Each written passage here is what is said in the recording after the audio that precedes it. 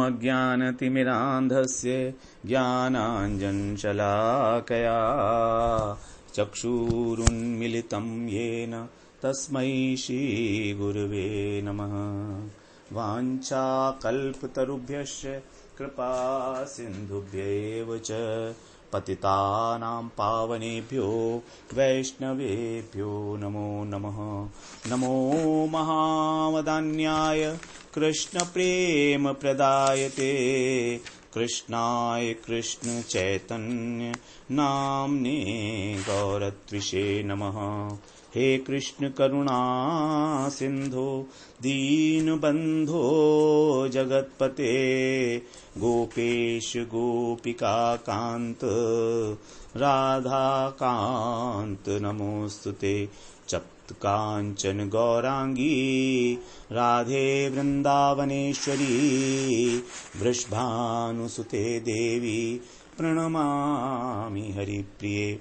वृंदायै तुलसीदेव्यै प्रियायै केशवस्य च कृष्णभक्तिप्रदे देवी सत्यवत्यै नमो नमः। श्री कृष्ण चैतन्य प्रभो नित्यानंद श्री अद्वैत गदाधर शिवसादि गौरभक्त वृंद। हरे कृष्ण कृष्ण कृष्ण हरे हरे हरे राम राम राम हरे हरे। हरे कृष्णा। सर्वप्रथम मैं अपने गुरुपाद पद ओम विष्णुपाद अष्टोत्तर शत श्री श्रीमद् भक्ति वेदांत माधव गोस्वामी महाराज के चरण कमलों में अनंत कोटि दंडवत प्रणाम ज्ञापन करता हूं। हम लोगों ने कल तक श्रवण किया छठे अध्याय के श्लोकों के विषय में। छठे अध्याय में हमारे 47 श्लोक थे और हम लोगों ने उनको 87 लेसन्स में श्रवण किया। 47 श्लोकास इन 87 लेसन्स। तो अब हम लोग आज पूरे चैप्टर की जो समरी है वो उसको एक बार श्रवण करते हैं कि भगवान ने छठे चैप्टर में क्या कहा है, तो उसका जिस्ट क्या है, उसका सार क्या है। तो छठे अध्याय का नाम रखा गया है आत्म संयम योग। इस अध्याय का मूल विषय है ध्यान योग। ध्यान योग अर्थात जिसको हम अष्टांग योग भी कहते हैं। तो ध्यान योग में जो प्राण हैं उनकी जो क्रियाएं हैं वही प्रधान है, क्योंकि प्राणायाम के द्वारा ही इसके अंदर मन को एकाग्र किया जाता है। तो प्राणों की क्रिया इसके अंदर प्रधान है और प्राण हमारे शरीर के अंदर ही हैं और शरीर के द्वारा ही कर्म किया जाता है, इंद्रियों के द्वारा कर्म किया जाता है। तो कर्म योग जो है वो इंद्रियों के द्वारा संपादित होता है और ये जो ध्यान योग है ये प्राणों के द्वारा संपादित होता है। तो इसीलिए क्योंकि ये दोनों ही शरीर से संबंधित हैं, इसीलिए इसको कर्म योग के अंदर रख लिया गया है। ध्यान योग को, ध्यान योग का चैप्टर कर्म योग के अंतर्गत माना गया। जो कर्म योग षष्ठक है हमारा, पहला अध्याय से छठा अध्याय तक, इसीलिए इसको हमने उसके अंदर ले लिया है। और दूसरा कारण इसका यह भी बताया था कि अभी तक हम लोगों ने श्रवण किया कर्म योग, उसके बाद फिर ज्ञान योग। 5वें अध्याय में कर्म संन्यास योग जो था वो भी ज्ञान योग था, सांख्य योग था। और छठा अध्याय के बाद जो है 7वां अध्याय है भक्ति योग का। तो ज्ञान योग और भक्ति योग में भी, दोनों ही प्रकार के योग में कहीं ना कहीं ध्यान की आवश्यकता पड़ती ही है। तो ध्यान जो एक प्रक्रिया है वो दोनों योगों के लिए एक प्रकार से कॉमन तत्व हो जाता है, 5वें के लिए भी और 7वें के लिए भी। इसीलिए इसको बीच में रखा गया, छठा अध्याय दिया गया इसको। तो इस अध्याय को अध्ययन करने के लिए हम लोगों ने we have divided it in 4 parts. पहला प्रकरण था हमारा योगारूढ़ प्रकरण, पहले श्लोक से लेके 90 श्लोक तक। उसके बाद पहले आया था हमारा ध्यान प्रकरण। ध्यान प्रकरण था हमारा 10 से लेके 32वें श्लोक तक। इसमें 10 से 32वें जो श्लोक थे उसमें 10 से लेके 26 श्लोक जो थे वो तो था ध्यान साधन, मतलब हाउ टू डू ध्यान, उसका प्रोसीजर क्या होगा। और 27वें से 32वें तक हम लोगों ने श्रवण किया ध्यान का फल क्या होगा, ये दूसरा हो गया। अब तीसरा था, छोटा प्रकरण था, केवल 4 श्लोकों में ही मन संयम प्रकरण, जो अर्जुन के प्रश्न से शुरू हुआ था। और उसी प्रकार एक योग भ्रष्ट प्रकरण, यह भी अर्जुन के प्रश्न से शुरू हुआ था। 37 से लेके 47 तक 11 श्लोक इसमें। इस प्रकार से टोटल 47 श्लोकों का हमारा चैप्टर 6 हुआ, अध्याय 6। तो हम लोग पहले ध्यान प्रकरण का और मन संयम प्रकरण का जो सार है वो पहले श्रवण कराए हैं। तो यहां पर हम उसका एक संक्षेप से वर्णन करेंगे। हमने योग भ्रष्ट प्रकरण का सेपरेट नहीं सुना, क्योंकि हम उसको इसी में समझने की कोशिश करेंगे। अब इसी के अंदर कवर कर लेंगे उसको। लेकिन जो ध्यान प्रकरण था और मन संयम का हम लोग पहले श्रवण कराए हैं, तो हम उसका ज्यादा वर्णन नहीं करेंगे। तो सबसे पहले भगवान ने बताया कि जो व्यक्ति, जो साधक योग में आरूढ़ होने का इच्छुक होता है, उसको कहा जाता है योगा रुरुक्षु। योगा रुरुक्षु। और जब वो योग पर आरूढ़ हो जाता है तो हम उसे बोलते हैं योगारूढ़। 3 अवस्थाएं बताई थी, योगा रुरुक्षु, योगारूढ़, और एक आगे की जो अंतिम अवस्था है, जो सर्वोत्कृष्ट अवस्था है, उसको बोलते हैं योगाधिरूढ़। योग पर अधिरूढ़ हो गया है।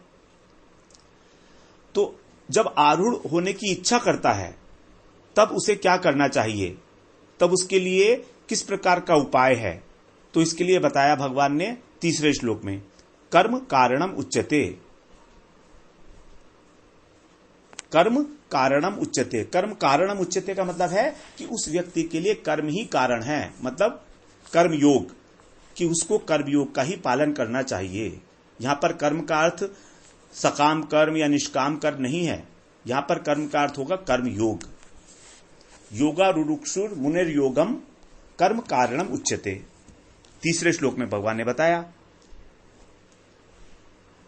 कर्मयोग का पालन क्यों करना चाहिए उसको, क्योंकि कर्मयोग के पालन करने से ही उसके हृदय की शुद्धि होगी, और हृदय के शुद्ध होने पर ही वो आगे ध्यान वगैरह कर सकता है। चाहे ज्ञान में जाए चाहे ध्यान में जाए, दोनों अवस्थाओं के लिए ही, दोनों ही योग को करने के लिए ही कर्म योग के ऊपर बल दिया गया है। यह श्लोक बहुत इंपॉर्टेंट है योग्यता बताने के लिए, कि चाहे ध्यान योग हो चाहे ज्ञान योग हो, दोनों की योग्यता प्राप्त होगी जब हृदय की शुद्धि हो जाएगी। योगा रुरुक्षु आरुरुक्षोर मुनिर योगम कर्म कारणम उच्यते। अर्थात कर्म ही उसके लिए हेतु है। कर्म ही उसको एक योग्यता प्रदान करेगा कि वो योग की सीढ़ी पर आरूढ़ हो सके, ज्ञान योग की अथवा ध्यान योग की। अब जब हृदय शुद्ध हो गया और उसने ज्ञान को धारण किया, फिर वो क्या बन जाता है, योगी। उसी को भगवान ने यहां पर मुनि बोल दिया। उस पुरुष के लिए, मननशील पुरुष के लिए भगवान ने क्या बोला, मुनि, कि वो मुनि बन गया है। अब जब वो योगारूढ़ हो गया है, अब तो वो योगारूढ़ हो गया, योग पर आरूढ़ हो गया, अब वो साधन कर रहा है, ध्यान का साधन कर रहा है, ज्ञान का साधन कर रहा है, दूसरी अवस्था को प्राप्त हो गया। तो दूसरी अवस्था थी हमारी योगारूढ़ अवस्था, लेकिन यह अवस्था हमारी लक्ष्य नहीं है। हमारा लक्ष्य जो है वो कुछ और है। इसीलिए भगवान ने बोला कि यहां पर भी अब उसको भजन साधन करना होगा। और वो भजन साधन क्या है, शमय कारणम उच्यते। शम को कारण बताया यहां पर। योगारूढ़ हो जाने के बाद फिर उसको शम का पालन करना होगा। शमय कारणम उच्यते। शम का मतलब है शांति। शम शब्द से ही शांति बनी है। शम एक धातु है संस्कृत में, तो इसका मतलब मन की शांति। तो मन की शांति को उपाय बनाना होगा, क्योंकि ध्यान के लिए सबसे आवश्यक है कि हमारा मन चंचल ना हो, मन शांत हो। तो इस प्रकार से जो ध्यान योग की प्रथम अवस्था हुई कर्मयोग, और द्वितीय अवस्था हो गई ज्ञान योग। प्रथम अवस्था क्या हुआ, कर्मयोग हो गया। तो जैसे एक विद्यार्थी है, एक विद्यार्थी के लिए पहले एक प्रथम अवस्था होती है, स्कूल में जाता है वो। अब स्कूल में जाकर अध्यापकों के आनुगत्य में रहकर वो शिक्षा ग्रहण करता है। वहां पर उसकी रेस्पॉन्सिबिलिटी कम होती है, शिक्षक की रेस्पॉन्सिबिलिटी ज्यादा होती है। शिक्षक उसको जो है वो प्रलोभन देके या भय दिखाकर उसको पढ़ाता है, जबरदस्ती, उसका मन नहीं लगता पढ़ने में। लेकिन वहां पर उनके अनुगत्य में जब वो शिक्षा प्राप्त कर लेता है, तब उसके बाद फिर वो योग्यता प्राप्त करता है कॉलेज में जाने की। तो कॉलेज में जब जाता है तब वो लेक्चर सुनता है, और फिर उसके बाद फिर आगे यूनिवर्सिटी में जाता है, तो वहां पर उसको सब खुद ही पढ़ना पड़ता है। तो यद्यपि ये स्कूल, कॉलेज और यूनिवर्सिटी तीनों ही जो अवस्थाएं हैं, इनका उद्देश्य क्या है?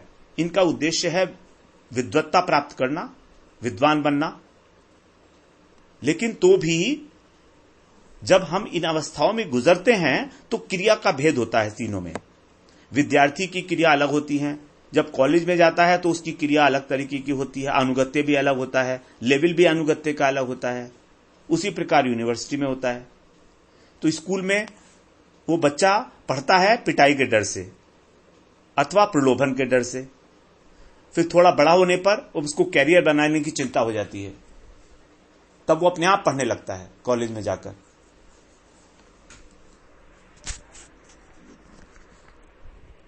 फिर आगे भगवान ने बताया कि संकल्पों का त्याग किए बिना कोई भी कर्मयोगी ना तो वो कर्मयोगी है और ना वो कर्म सन्यासी है। तो संकल्प का त्याग आवश्यक बताया है इसमें। नहीं असन्यस्त संकल्पो योगी भवति कश्चन, और सर्व संकल्प सन्यासी योगारूढ़स्य तदोच्यते। जब सभी संकल्पों का त्याग होता है तभी उसको कहा जाएगा वो योगारूढ़ हो गया है, जो तृतीय अवस्था है। अर्थात कोई भी साधक केवल योगाभ्यास कर रहा है, मान लीजिए, तो उसको हम योगी नहीं कह सकते। जब तक उसके अंदर संकल्प हैं तब तक वो योगी नहीं हुआ। नहीं असन्यस्त संकल्पो योगी भवति कश्चन। तो संकल्पों का त्याग करना, यही जो है योग की भूमिका पर आरूढ़ करता है हमको योग में पदार्पण करने के लिए संकल्पों का त्याग आवश्यक है। अब उसके आगे फिर भगवान ने बताया कि हम लोग जो अनंत जन्मों से संकल्प और विकल्प करते रहे हैं। ये संकल्प विकल्प करता कौन है? मन। तो मन संकल्प विकल्प करते करते अनेक प्रकार की इच्छाएं, वासनाएं पूरी करने के लिए हमारा अंतःकरण पूरा मलिन हो चुका है। अब मलिन हो चुका है तो इसको साफ करने के लिए क्या करना है? अपनी आत्मा का उद्धार हमारा कब होगा? जब हमारे अंतःकरण का जो मल है वो साफ होगा। और ये मल क्या है? संकल्प विकल्प, संकल्पों का त्याग, यही है मल। इसीलिए भगवान ने आदेश देते हुए बोला है 5वें श्लोक में, उद्धरेत आत्मना आत्मानम न आत्मानम अवसादयेत। आत्मैव ही आत्मनो बंधुरात्मैव रिपुरात्मनः। उद्धरेत आत्मना आत्मानम, अर्थात तुम क्या करना है? तुमको मन के द्वारा अपनी आत्मा का उद्धार करना है। उद्धरेत आत्मना आत्मानम। आत्मा शब्द का एक अर्थ है यहां पर आत्मा, और दूसरा अर्थ है मन। मन को भी आत्मा कहा जाता है। तो मन के द्वारा तुम अपनी आत्मा का उद्धार करोगे। और मन हमारा जो है अभी कलुषित है, मन ही गड़बड़ है सारा। इसीलिए बता रहे हैं कि वो मन जब कलुषित होता है तो हमारा शत्रु है, और जब वो साफ होता है तो हमारा मित्र है। तो उद्धार करने में जो हम मदद ले रहे हैं अपने मन की, तो अगर वो मित्र होगा तभी हमारे को सफलता मिलेगी,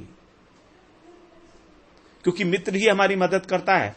शत्रु तो हमको और पतन में ले जाएगा, हमारी आत्मा का जो है वो अकल्याण ही करेगा, नुकसान करेगा और उसका। तो यहां पर भगवान ने मन के विषय में बड़ा स्पष्ट रूप से बताया कि मन किस प्रकार से हमारा शत्रु हो सकता है और किस प्रकार से हमारा मित्र हो सकता है। जो अगर मन हमने जीत लिया तभी वो हमारा मित्र है, और अगर मन ने हमको जीत रखा है तो मन हमारा शत्रु है। क्योंकि मन की स्वाभाविक टेंडेंसी जो है वो नीचे जाने की है, वो इंद्रियों के द्वारा खींचा जाता है। इंद्रियां जो विषयों में भ्रमण करती हैं वो आकृष्ट हो जाती हैं विषयों से, और मन उनके साथ साथ चल देता है। एक इंद्रिय के साथ भी अगर मन एसोसिएट कर लेता है एक इंद्रिय के साथ भी, तो वो एक इंद्रिय ही हमारी बुद्धि को हरण करने में समर्थ है। इंद्रियाणाम हि चरताम यन मनो अनुविधीयते तदस्य हरति प्रज्ञाम वायु नावम इमाम भसी। जिस प्रकार की जो नाव है समुद्र के अंदर, वो अगर वायु प्रतिकूल चल रही है तो प्रतिकूल वायु के द्वारा हरण कर ली जाएगी। उसी प्रकार से ये मन जो है इतना तेज है, वायु के समान बलवान है कि अगर किसी इंद्रिय के साथ मिल गया तो हमारी बुद्धि का हरण कर लेगा, मतलब हमारी बुद्धि को डोमिनेट करेगा और वहीं ले जाएगा जहां पर वो इंद्रिय हमको लेकर जा रही है। जैसे हमने अगर किसी सुंदर रूप के दर्शन किए और हमको वो अच्छा लग गया और मन उसके साथ हो गया, तो फिर बुद्धि यह नहीं सोचेगी कि उस रूप के दर्शन करने में तुम्हारा क्या नुकसान है और क्या फायदा है, यह नहीं सोचेगी। फिर तो मन उसको प्राप्त करने की कोशिश करेगा उस वस्तु को। फिर बुद्धि का जो डिस्क्रिमिनेशन पावर है, विवेक शक्ति है, वो काम नहीं करेगी, क्योंकि अब मन बहुत स्ट्रांग हो चुका है उस इंद्रिय के साथ मिलकर।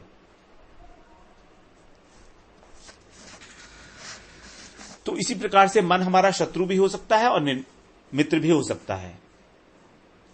फिर भगवान ने आगे 3 श्लोकों में, 7वें, 8वें और 9वें श्लोकों में भगवान ने योगी के लक्षण बताए हैं कि जिनकी बुद्धि निर्मल हो चुकी है, ऐसे योगी गुरु और शास्त्रों के उपदेशों को आत्मसात करके ज्ञान विज्ञान तृप्त आत्मा अर्थात जिनकी आत्मा तृप्त हो चुकी है ज्ञान और विज्ञान को प्राप्त करके, जो निर्विकारता को प्राप्त कर गए हैं, जितेंद्रिय हैं, ऐसे व्यक्तियों की भगवान ने बताया कि उनकी समत्व बुद्धि हो जाती है, समता को प्राप्त हो जाते हैं वो। तो 3 श्लोकों में भगवान ने 3 प्रकार की समताओं के विषय में हमें बताया। 7वें श्लोक में परिस्थितियों की समता, 8वें श्लोक में पदार्थों की समता और 9वें श्लोक में प्राणियों में समता का भाव। परिस्थिति, पदार्थ और प्राणी। परिस्थिति में कैसे? शीतोष्ण सुख दुखेशु तथा मानापमानयो। शीतोष्ण सर्दी और गर्मी में, मान और अपमान में। तो ये जो सर्दी और गर्मी है, मान और अपमान है, ये अनुकूल और प्रतिकूल परिस्थितियां हैं। इसमें वो समभाव रखता है, विचलित नहीं होता वो। जितात मन है प्रशांतस्य, क्योंकि वो उसने अपने मन को जीत लिया है, इसलिए तो निर्विकार हो जाता है उसका मन। फिर 8वें श्लोक में बताया पदार्थों के अंदर समता, मतलब समलोष्टाश्म कांचना। मिट्टी, पत्थर और सुवर्ण तीनों उसके लिए बराबर हो जाते हैं। इसका यह मतलब नहीं है कि उनकी जो रियल वर्थ है वो एक सी हो गई है, नहीं। इसका मतलब यह है कि उस व्यक्ति के लिए, उस साधक के लिए, उस योगी के लिए इन तीनों का उपयोग नहीं रह गया है। अब अगर उसको स्वर्ण को ना तो बेचना है और ना उसकी ज्वेलरी बनवा के पहनना है शो ऑफ करने के लिए, तो उसके लिए चाहे स्वर्ण हो, चाहे मिट्टी हो, चाहे पत्थर हो, बराबर है। उसको ना कोई मकान बनाना है अपना, तो मिट्टी और पत्थर तो मकान बनाने में चाहिए होते हैं, तो उससे तो कुछ नहीं बनाना, कंस्ट्रक्शन करना नहीं है कुछ भी, तो फिर उसके लिए तो सब बराबर हो गए। हम लोग अगर किसी वस्तु का उपयोग करके अपने स्वार्थ के लिए, अपने धन कमाने के लिए किसी वस्तु का उपयोग करते हैं, तब तो उसके अंदर हम लोग उसी प्रकार की विचारधारा रखेंगे कि ये मेरे लिए ज्यादा काम की चीज है, ये महंगी है, ये सस्ती है। लेकिन ये महंगी और सस्ती का प्रश्न तो तब उठता है ना जब हम अपने लिए उसको इस्तेमाल करना चाह रहे हैं, लेकिन उसके लिए तो कोई उपयोग ही नहीं है इन तीनों का। इसीलिए बोला समलोष्टाश्म कांचन। फिर तीसरी स्थिति और भी बड़ी हो गई, वहां पर प्राणियों में समता की बात की भगवान ने, जो पहले भी बात कर चुके हैं 5वें अध्याय के 18वें श्लोक में। विद्या विनय संपन्ने ब्राह्मणे गविहस्तनी शुनि चयुषपाके च पंडिता समदर्शिनः। उसी प्रकार यहां पर बताया सुहृद मित्र अरि उदासीन मध्यस्थ द्वेष्य बंधुषु साधुषु अपि च पापेषु संबुद्धि विशिष्यते। साधु में और पापी में भी वो एक ही बुद्धि रखता है, समबुद्धि। उसके लिए ना कोई साधु है और ना कोई पापी है, समता को प्राप्त हो चुका है। ये बड़ी हाई लेवल की बात बता रहे हैं भगवान यहां पर। तो ये जो है 9वें श्लोक तक हमारा हुआ था योगारूढ़ प्रकरण। इसके बाद फिर 23 श्लोकों में ध्यान प्रकरण आया, जिसके बारे में हम लोग बहुत विस्तृत रूप से पीछे बात कराए हैं। ध्यान प्रकरण के अंदर जो 23 श्लोक थे उसमें पहले 17 श्लोक जो थे वो साधन के ऊपर थे कि ध्यान किस प्रकार करना चाहिए। शुचौ देशे प्रतिष्ठाप्य, शुद्ध स्थान पर बैठकर, अधिक ऊंचा आसन ना हो, अधिक नीचा आसन ना हो, चैलाजिन कुशोत्तरम, है ना, नीचे पहले कुश हो, फिर मृगछाला हो, उसके बाद फिर वस्त्र हो। किस प्रकार से आसन पे बैठना चाहिए, समम काय शिरोग्रीवम,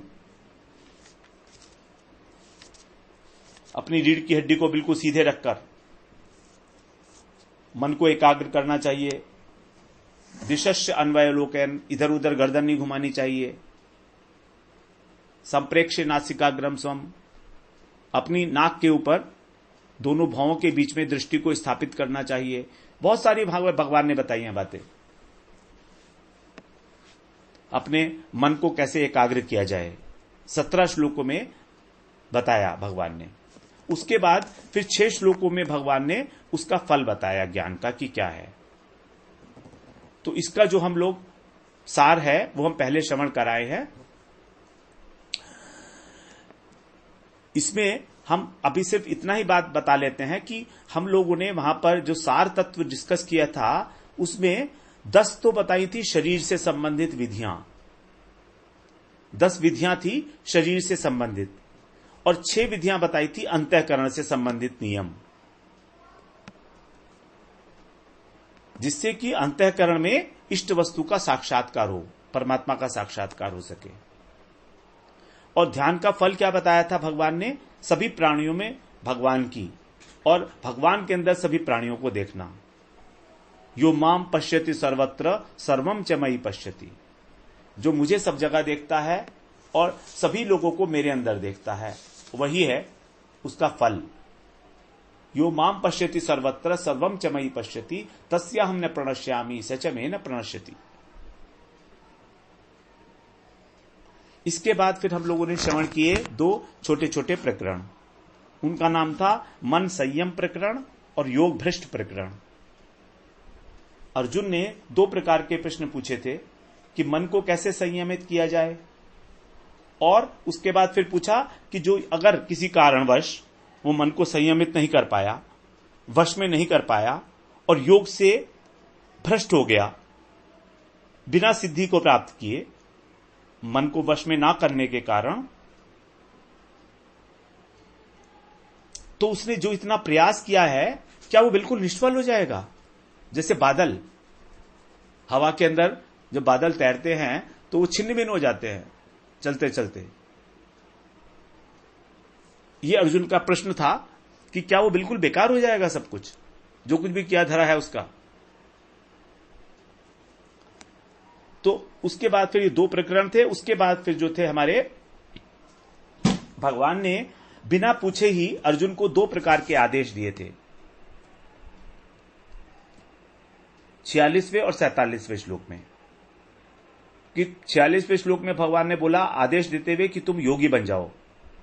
अब कौन सा योगी बनना है ये भगवान ने बताया था 47वें श्लोक में, कि जो मेरा भक्त है, जो श्रद्धा पूर्वक भजन कर रहा है श्रद्धा के साथ, वही है मेरा भक्त। तो हम लोग मन संयम प्रकरण जो है उसका सार तत्व तो श्रवण कराए थे।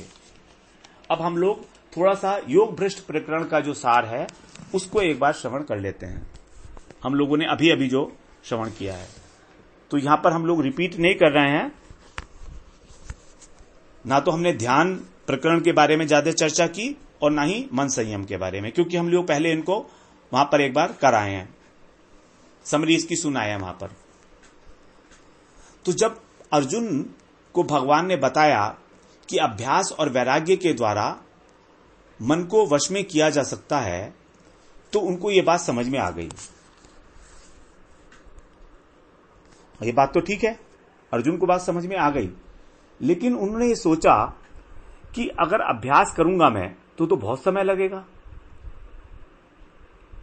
जो भगवान ने बताया कि अभ्यास करो, योग का अभ्यास करो, ध्यान का अभ्यास करो, तो इसमें तो बहुत समय लगेगा। अब अगर बहुत समय लगेगा तो करते करते करते करते अगर किसी कारणवश मन इधर उधर चला गया तो योग के रास्ते से भ्रष्ट होने की जो संभावना है वो बढ़ जाएगी, संभावना रहेगी ही रहेगी। और शरीर का अंत भी हो सकता है कभी भी, कि बीच में भी किसी समय हो सकता है, क्योंकि शरीर तो प्रारब्ध के अनुसार ही जो है धारण कर सकते हैं हम उतने ही वक्त तक जब तक हमारे प्रारब्ध हैं। हमारे प्रारब्ध खत्म होने के बाद तो हम लोग एक क्षण भी इस शरीर को धारण नहीं कर सकते, एक क्षण भी, क्योंकि अब प्रारब्ध ही नहीं रहे तो शरीर क्या भोगेगा। तब अर्जुन ने पूछा कि उसकी क्या गति होगी। काम गतिम कृष्ण गच्छति, अर्थात उसको क्या फल मिलेगा, यह अर्जुन का प्रश्न था। योग भ्रष्ट के विषय में अर्जुन ने यह प्रश्न पूछा उनसे, तो उनके मन में जो शंका थी वो ये भी थी कि साधक अगर उस पद से, उस रास्ते से च्युत हो गया, गिर गया, विमूढ़ो ब्रह्मण्य पथि, विमूढ़ होकर, विमूढ़ का मतलब मोहवश, जो रास्ता आपने बताया है परमार्थ का रास्ता ब्रह्मण्य पथि, उससे अगर विमूढ़ होकर वो च्युत हो गया तो क्या वो मेघखंड की भांति छिन्न भिन्न हो जाएगा? क्या उसके सारे प्रयास विफल हो जाएंगे जो इतने सालों तक उसने साधन किया है? क्योंकि अब इस स्थिति में वो इस संसार के लायक भी नहीं रहा, अप्रतिष्ठित हो गया संसार में। अप्रतिष्ठो महाबाहो, अप्रतिष्ठो महाबाहो विमूढ़ो ब्रह्मण्य पथि, अप्रतिष्ठित हो गया संसार से, अर्थात उसने संसार को छोड़ दिया, संसार का आश्रय छोड़ दिया, अर्थात अब उसको संसार के वस्तुओं में आसक्ति नहीं रही। अब संसार की वस्तुओं में आसक्ति रही नहीं और उसको योग में सिद्धि प्राप्त हुई नहीं, तो उसकी अवस्था ऐसी हो गई बीच में, जैसे त्रिशंकु बीच में लटका हुआ होता है, न इधर का रहा ना उधर का रहा। यह संशय अर्जुन के मन में आया। इसके उत्तर में भगवान ने बताया कि जो भी व्यक्ति अपनी आत्मा के उद्धार के लिए कार्य कर रहा है, उद्धरेत आत्मना आत्मानम, कल्याण के लिए प्रयास कर रहा है, वो निश्चित रूप से जान लो, निश्चित रूप से, कि इस जन्म में या आने वाले भी किसी जन्म में कभी उसका विनाश नहीं होगा। Never, never shall it happen, कभी भी वो विनाश को प्राप्त नहीं होगा। ये बिल्कुल पक्की बात भगवान ने बता दी, एकदम संभव ही नहीं है उसका कभी विनाश हो। विनाशस तस्य न विद्यते, उसका विनाश नहीं होगा। तो हम लोग फिर इसी बात को, चर्चा को थोड़ा सा आगे श्रवण करेंगे अगली बार।